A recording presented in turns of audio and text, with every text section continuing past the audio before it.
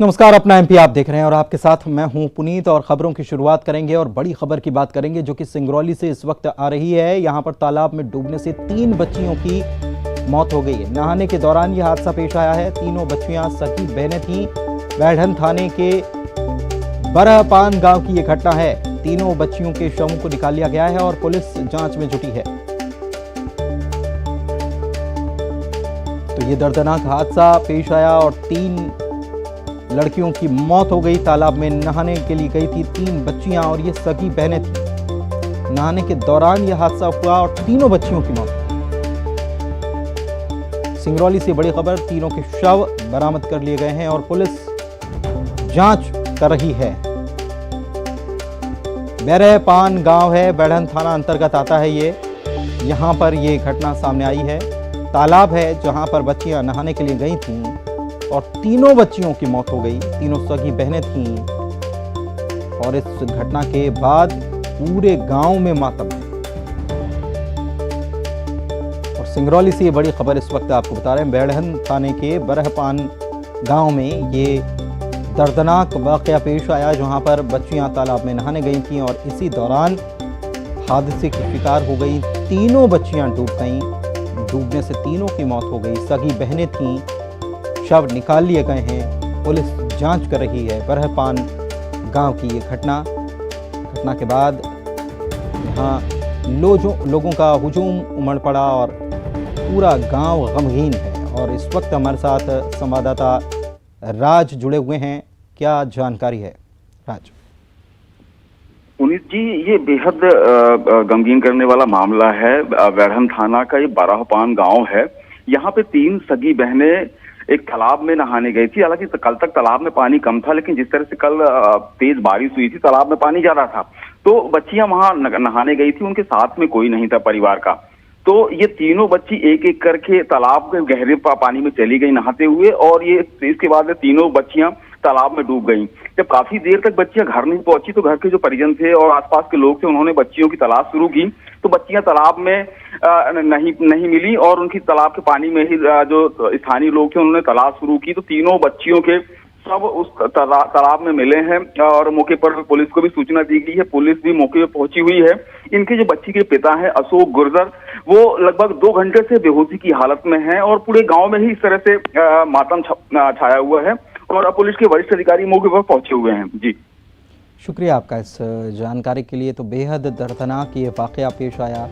तीनों बच्चियां जो सगी बहनें थीं, छोटी छोटी बच्चियां नहाने के लिए तालाब में गई थी और डूबने से तीनों बच्चियों की मौत हो गई।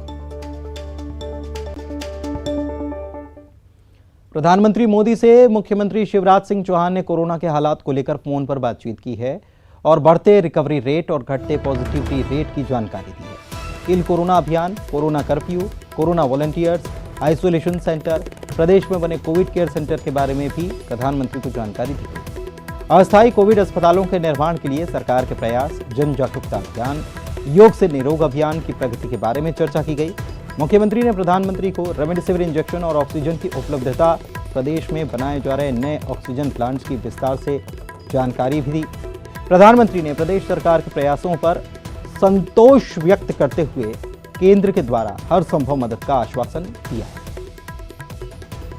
निश्चित रूप से प्रधानमंत्री जी ने इस पूरे कोरोना संकट में देश की जनता की जान बचाने के लिए जो सद प्रयास किए हैं, उन सभी निर्देशों का मध्य प्रदेश की सरकार ने पालन किया और आज हमारी स्थिति संतोषप्रद है।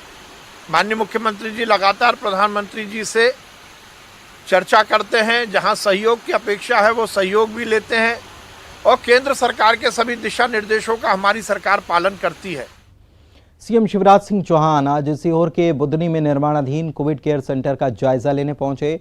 अधिकारियों से चर्चा की। ये कोविड केयर सेंटर एकलव्य आवासीय परिसर में बनाया जा रहा है। साथ ही सीएम ने कोरोना मरीजों से वीडियो कॉलिंग पर बात की। सीएम मरीजों से बोले कि चिंता न करें, सरकार आपके साथ है, आपको बेहतर इलाज मिलेगा। ऑक्सीजन बेड ही होने 12 का बना रहे हैं। मैं यहाँ आया था बुदनी में जो आप बना रहे हैं। गृहमंत्री नरोत्तम मिश्रा ने दतिया में पीताम्बरा पीठ और शनि मंदिर में दर्शन करने के बाद जिला अस्पताल में आईसीयू वार्ड का निरीक्षण किया और लोगों से हालचाल जाना। साथ ही अस्पताल की व्यवस्थाओं की समीक्षा भी की।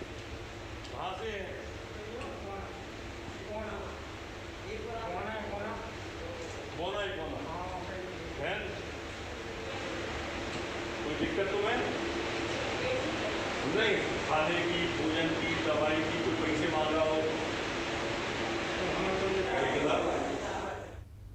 कोरोना काल में भी ऊर्जा मंत्री प्रद्युम्न सिंह तोमर पूरी तरह से एक्शन में बने हुए हैं। ग्वालियर के डबरा में मंत्री तोमर ने अपनी पीठ पर मशीन को टांग कर एक बार फिर से डबरा की गलियों और चौराहों को सैनिटाइज किया। इसके पहले भी वो ऐसे ही सैनिटाइज करते हुए गलियों में नजर आ चुके हैं। डबरा में सैनिटाइजेशन नहीं होने पर मंत्री ने अधिकारियों को फटकार भी लगाई और उसके बाद खुद मोर्चे पर निकल पड़े। बाद में मंत्री ने डबरा अस्पताल का निरीक्षण किया, अफसरों के साथ बैठक कर स्वास्थ्य सेवाएं दुरुस्त करने की हिदायत दी। बोल रहा है वो 11 बजे मशीन घर पे रहेगी सर। 10 मिनट से हॉस्टल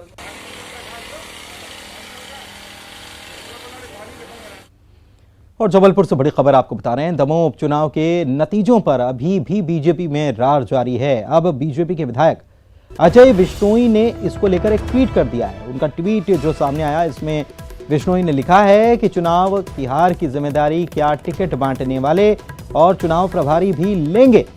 आपको बता दें कि दमोह में हार के बाद कल ही बीजेपी ने सिद्धार्थ मलैया समेत 5 मंडल अध्यक्षों को निलंबित कर दिया था और जयंत मलैया को कारण बताओ नोटिस भी जारी किया था।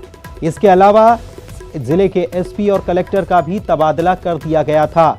लेकिन अजय बिश्नोई ने इसके साथ ही अब ट्वीट किया है और उन्होंने पूछ लिया है कि उपचुनाव में, दमोह के चुनाव में हार की जिम्मेदारी क्या टिकट बांटने वाले और चुनाव के प्रभारी भी लेंगे क्या।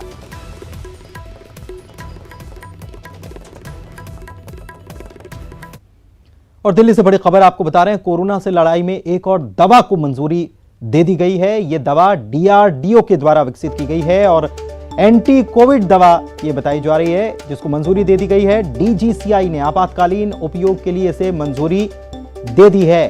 ये एक बड़ी खबर इस वक्त आपको बता रहे हैं। डीआरडीओ के द्वारा जो दवा विकसित की गई है, एंटी कोविड मेडिसिन ये है और इसको मंजूरी दे दी गई है। कोरोना से लड़ाई में ये एक और दवा को मंजूरी दे दी गई है। ये आपातकालीन इस्तेमाल के लिए इस दवा की मंजूरी दी गई है डीजीसीआई।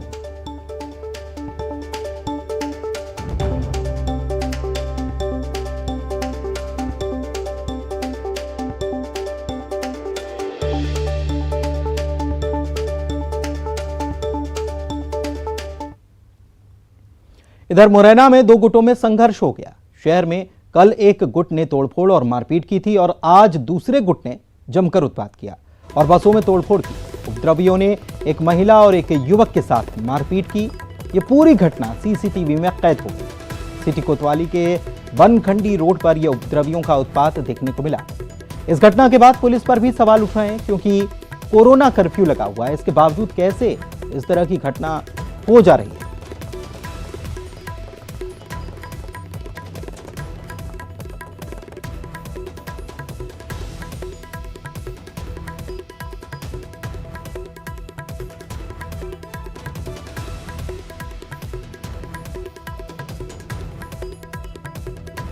तो कल एक गुट ने हंगामा मचाया था और आज दूसरे गुट ने यहां गोलीबारी की है और मारपीट भी की है। और ये देखिए, बिल्कुल तस्वीर बिल्कुल साफ सामने आ रही है। कोरोना कर्फ्यू लगा हुआ है। हैरानी की बात यह है कि पुलिस फिर कहां है। पुलिस की सक्रियता पर भी सवाल खड़े हो रहे हैं कि कोरोना कर्फ्यू में कैसे लोग बाहर निकल जा रहे हैं और इस प्रकार से हंगामा कर रहे हैं, गोलीबारी कर रहे हैं, मारपीट कर रहे हैं। एक शख्स को सरेआम मिलकर लोग पीट रहे हैं और देख सकते हैं आप कितनी देर तक इस युवक को पीटा जाता रहा। इसकी तस्वीरें भी सामने आई हैं, सीसीटीवी फुटेज भी सामने आया गोलीबारी के। में जो घटना हुई है, कल एक एफआईआर हुई थी। फेसबुक पे एक व्हाट्सअप जो है कमेंट, फेसबुक व्हाट्सअप पे कोई कमेंट डाला हुआ था, जिसमें जो है एक एफआईआर हुई थी। लड़के का रमन्ना था उसके खिलाफ में, तो उसके घर पे जाकर के कल कुछ लड़कों ने जो है वहाँ उनकी तोड़फोड़ की थी। उस पर से भी एक काउंटर एफआईआर हुई थी, उसमें कुछ लड़कों को गिरफ्तार किया गया था। उसी की परिणति में आज जो है ये लोग इकट्ठे होकर के एक राय वहाँ पे जा रहे थे और जो घटना बताई जा रही है, कुछ तोड़फोड़ की और कुछ फायर किए थे। उसमें एक महिला है, उसके सिर में चोट आई है और अभी उनकी तरफ से एफआईआर हो रही है। जिन लोगों के नाम आए हैं उनमें कुछ लोगों को हिरासत में लिया गया है और पुलिस हमारी पार्टी दे रही है। इधर जबलपुर में दबंगों का वीडियो वायरल हो रहा है, जिसमें निजी अस्पताल के कर्मचारियों को ये लोग पीट रहे हैं। ये लोग एक महिला को भी पीट रहे हैं ये पूरी घटना मौके पर लगे सीसीटीवी में कैद हो गई है। तस्वीर में आप देख सकते हैं पुलिस ने असामाजिक तत्वों पर मारपीट का मामला दर्ज किया है और जांच जारी है। ये पूरा मामला गढ़ा थाना क्षेत्र का बताया जा रहा है।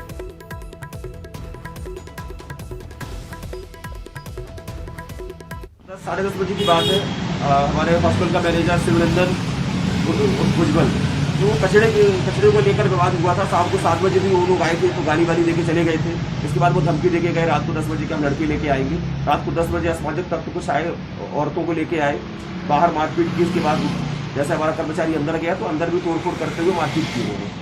किस बात को लेकर विवाद? ये कचड़े का विवाद था। कचड़े की उनको स्मेल आती थी, बाहर से निकलते थे तो उनका रोज का कहना था कचड़ा अंदर करो। अब कचड़ा अंदर तो नहीं सकता, कचड़ा बाहर नहीं। रात में 10:30 से 11 बजे के बीच की बात है। स्मार्ट सिटी हॉस्पिटल से विवाद की सूचना आई थी, जिसमें हमारे गढ़ थाने की पुलिस वहां पहुंची थी मौके पर, जिसमें 2 लोग घायल भी थे, जिसमें एक का नाम शिवनंदन है और दूसरे का भी कुछ ऐसे नाम है। तो 2 लोग घायल थे जिनको तत्काल मेडिकल पहुंचा दिया गया था मुलायजा के लिए और मामले की जांच भी की जा रही है। उज्जैन के पास तराना कोविड सेंटर में आपदा में संवेदनहीनता का मामला सामने आया। यहां पर मरीज के इलाज में लगी ऑक्सीजन कंसंट्रेटर मशीन को 2 लोगों ने चुराने का प्रयास किया। चोरों ने जैसे ही मशीन खोलने का प्रयास किया, मरीज बने सिंह की आंख खुल गई और उसने पूरे वाकये का वीडियो बना लिया। हालांकि चोरों की वजह से मरीज की मौत हो गई। पूरी घटना की जानकारी मरीज बने सिंह की मोबाइल में कैद वीडियो से लगी है। इस वारदात के बाद अस्पताल में कोरोना मरीजों की सुरक्षा पर भी सवाल खड़ा हो गया है। पुलिस ने अभी तक इस मामले में कोई FIR भी दर्ज नहीं की है। रात को 12 साढ़े 12 बजे करीब 2 बदमाश हॉस्पिटल में घुसे और मेरी ऑक्सीजन मशीन चोरी करने की कोशिश की उन्होंने और मशीन बंद करके निकाल ली थी। इस कारण मेरी तबीयत थोड़ी ज़्यादा खराब हो गई है और दोनों मुजरिम को मैंने पहचान लिए हैं। जानकारी मुझे प्राप्त हुई है और उससे संबंधित वीडियो भी मुझे प्राप्त हुआ है और आज ही ये मेरे संज्ञान में आया है कुछ समय पहले। तो इस विषय को लेकर मेरे द्वारा लिखित में जो वरिष्ठ अधिकारी हैं एवं संबंधित थाने को भी पत्राचार किया जाएगा, जिसमें आगे की जांच और कार्रवाई। और जबलपुर से बड़ी खबर आपको बता रहे हैं। नकली रेमडेसिविर इंजेक्शन बनाने वाले गिरोह का मध्य प्रदेश कनेक्शन सामने आ चुका है। गुजरात के सूरत स्थित ओलपाड पिंजरत गांव के एक फार्म हाउस में नकली रेमडेसिविर बनाने वाली फैक्ट्री पकड़ी गई थी, जहां पर नमक और ग्लूकोज मिलाकर रेमडेसिविर इंजेक्शन बनाए जा रहे थे। गुजरात पुलिस ने जबलपुर में नकली इंजेक्शन बेचने के आरोप में सपन जैन को अरेस्ट किया है। सूत्रों के मुताबिक जबलपुर में 200 नकली रेमडेसिविर इंजेक्शन बेच दिए गए हैं। अब अरेस्ट होने के बाद कई बड़े खुलासे होने की उम्मीद है। जबलपुर में नकली रेमडेसिविर इंजेक्शन के गुजरात कनेक्शन सामने आने के बाद प्रशासन अब जागा है। पुलिस, जिला प्रशासन समेत अन्य विभागों ने दवा बाजार पर छापा मारा। 1 दर्जन से ज्यादा दुकानों के स्टॉक चेक किए। पुलिस को सपन जैन की गिरफ्तारी के बाद करीब 200 से ज्यादा नकली रेमडेसिविर इंजेक्शन खपाने की जानकारी मिली। पुलिस इसकी भी जांच में जुटी है। कालाबाजारी पर प्रशासन सख्त हुआ है।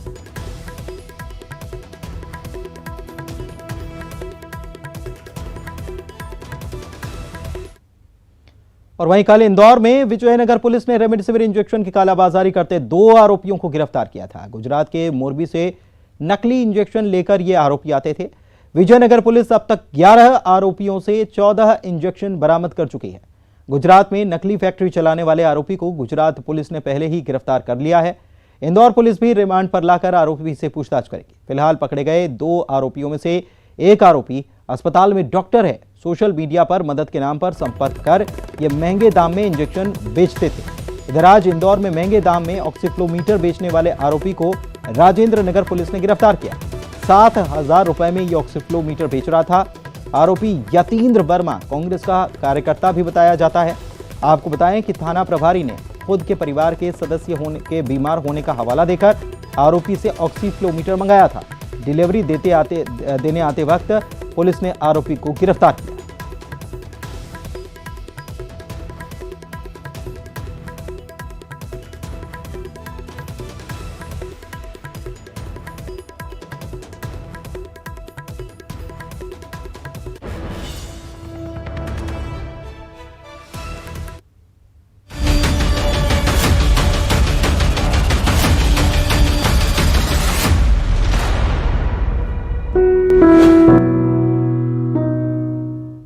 कोविड-19 महामारी ने परस्पर निर्भरता की भावना को सुदृढ़ किया है, जिसे पूरा देश इस विपत्ति में एकजुट होकर मुकाबला कर रहा है। वैक्सीनेशन के ऐलान के बाद जरूरत है कि हम सभी अपना सर्वश्रेष्ठ योगदान दें, जिससे हम एक साथ मिलकर वायरस को हराने की तरफ कदम बढ़ा सकें। नेटवर्क 18 इस मुहिम में हर कदम पर आपके साथ होगा। जब तक सभी सुरक्षित नहीं होते, तब तक कोई सुरक्षित नहीं होगा। इसी सोच के आधार पर हमारे कैंपेन संजीवनी का लक्ष्य ये सुनिश्चित करना है कि वैक्सीन पाना सभी भारतीयों का अधिकार है।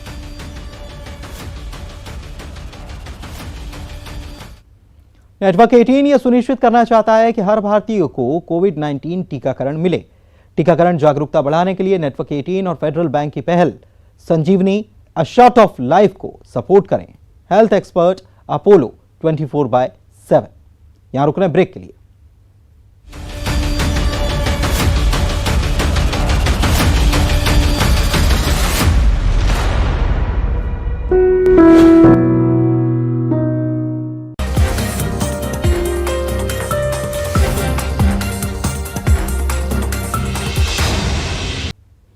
ब्रेक के बाद आपका स्वागत है। जबलपुर में टोटल लॉकडाउन होने के बावजूद भी एक बारात निकाली जा रही थी, जिस पर पुलिस ने कार्रवाई की है और दूल्हे समेत 10 से ज्यादा लोग जो बारात में शामिल थे, इनको वापस कर दिया गया है। आपको बता दें कि शहर में आज और कल टोटल लॉकडाउन है। वहीं भिंड में कोरोना कर्फ्यू के दौरान पुलिस ने एक ब्यूटी पार्लर पर छापा मारा, जहां पर 3 दुल्हनें मेकअप कराती नजर आई, लेकिन पुलिस को देखकर दुल्हन अधूरा श्रृंगार छोड़कर भाग खड़ी हुई। इस दौरान साथ में आई दूसरी युवतियां भी रफू चक्कर हो गईं। पुलिस ने ब्यूटी पार्लर संचालक पति पत्नी के खिलाफ धारा 188 के तहत कार्रवाई की है। इधर धार के बाग गांव में एक दूल्हा बारात लेकर निकला था, तभी रास्ते में प्रशासन की टीम मिल गई। गाड़ी में सवार दूल्हे और ड्राइवर को रोका गया, उनका कोरोना टेस्ट करवा दिया गया। रिपोर्ट में दोनों पॉजिटिव निकल गए। कोरोना रिपोर्ट पॉजिटिव आने के बाद दोनों को कुक्षी अस्पताल भेज दिया गया, जहां उनका इलाज चल रहा है। प्रशासन की टीम ने कुक्षी तहसीलदार सुनील कुमार डावर, बाग टीआई एमपी वर्मा, बाग जनपद सीईओ योगेंद्र सिंह समेत अन्य अधिकारी कर्मचारी शामिल थे।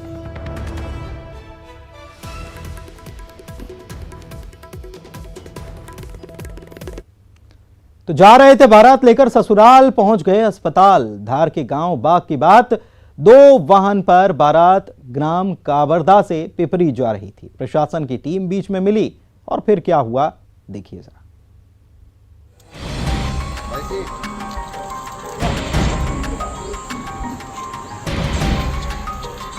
दूल्हे राजा शादी का सपना देख रहे थे, लेकिन ये क्या, दूल्हा और उसका ड्राइवर ही कोरोना पॉजिटिव निकल गए। दोनों को कुक्षी के अस्पताल भेज दिया गया, जहां इनका इलाज चल रहा है। प्रशासनिक टीम कुक्षी तहसीलदार सुनील कुमार डाबर, बाग टीआई एमपी वर्मा, बाग जनपद सीईओ योगेंद्र सिंह समेत अन्य अधिकारी कर्मचारी शामिल थे। क्योंकि आज हमारी शासन, पुलिस और प्रशासन की सारी टीमें लगातार पूरे जिले में चेकिंग के लिए लगातार लगी हुई है, उसी दिशा में थाना बाग के अंतर्गत जब प्रशासन और पुलिस की टीम के द्वारा 2 गाड़ियों को रोका गया है, तो वो बारात के रूप में गंधवानी के काबरवा से आई थी और पीपरी गांव जा रही थी। देखा उसमें दूल्हा और बाकी के बाराती हैं। उस संबंध में उनके सभी के कोरोना टेस्ट रैपिड एंटीजन करवाया गया, तो उसमें दूल्हा और ड्राइवर दोनों पॉजिटिव आए हैं, तो उनको इलाज के लिए भेजा गया। साथ ही उनके खिलाफ आपदा प्रबंधन अधिनियम और 188 के अंतर्गत कार्रवाई की गई है। कोरोना गाइडलाइन के पालन को लेकर प्रशासन सतर्क है। मामला धार के मगजपुरा रोड का है। प्रशासन की टीम को रोड किनारे विवाह समारोह का टेंट दिखा। एसडीएम दिव्या पटेल के आदेश पर समारोह रोककर टेंट और डीजे जब्त किया गया। अब ये टेंट कोरोना परिजनों के लिए कोविड सेंटर के बाहर लगाए जाएं। एसडीएम का कहना है कि ऐसी कार्रवाई आगे भी जारी रहेगी। कलेक्टर महोदय के आदेश से जितनी भी पूर्व अनुमतियां हैं शादी की, वो पूरी निरस्त हो चुकी हैं और किसी तरह का शादी समारोह नहीं करना है। लेकिन फिर भी मगजपुरा में एक व्यक्ति द्वारा परिवार में काफ़ी सारे रिश्तेदारों को इकट्ठा करके यहाँ पर शादी समारोह का प्रबंध किया गया था, जिससे हमने यहाँ पर जो भी टेंट और इसका डीजे था वो हमने जब्त किया है और इसको हम अपने पेशेंट के जो परिजन हैं उनके लिए छाया प्रदान करने के लिए इस्तेमाल करेंगे। ये तो एक पंथ 2 काज हो गया, समारोह पर रोक भी और जब्त सामान से जरूरतमंदों की मदद भी। धार से नवीन मेहर की रिपोर्ट।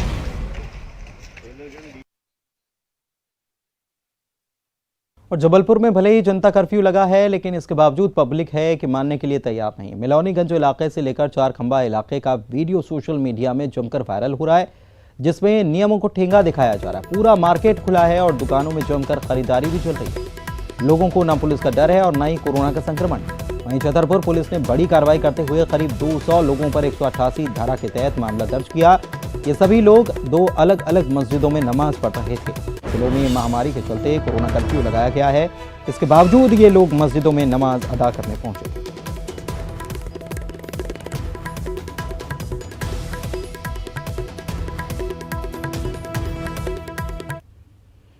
इटारसी रेलवे स्टेशन के सामने महिला ने हाई वोल्टेज ड्रामा किया। दरअसल वहां प्रशासन और पुलिस की टीम रोको टोके अभियान के तहत सड़क पर निकलने वालों से पूछताछ कर रही थी।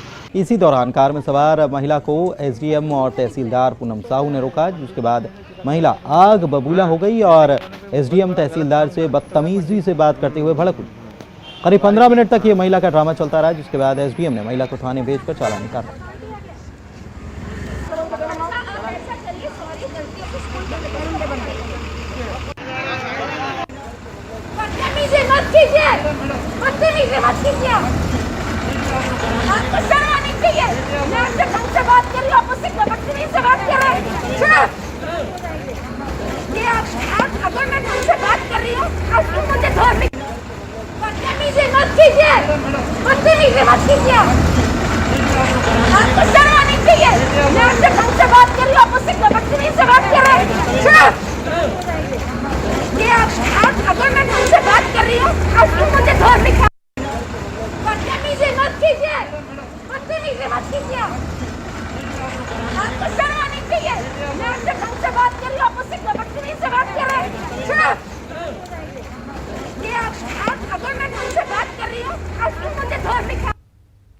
बुरहानपुर में कोरोना संक्रमण की चेन को तोड़ने के लिए 15 अप्रैल से लगातार कोरोना कर्फ्यू लागू है और इसका लोग लगातार उल्लंघन कर रहे हैं। उल्लंघन करने वालों के खिलाफ पुलिस ने चालानी कार्रवाई के साथ सख्ती शुरू की।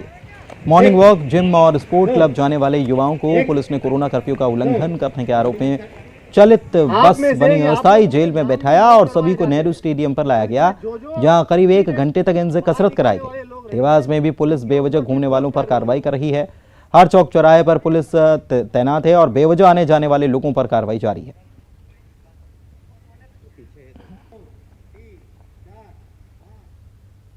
मलखंभ खिलाड़ियों के ये योगा टीचर हैं जिन्होंने कोविड पेशेंट के तनाव को दूर करने का जिम्मा उठाया है। द्रोणाचार्य अवार्ड से सम्मानित इस योग गुरु के जज्बे के क्या कहने, देखिए जरा।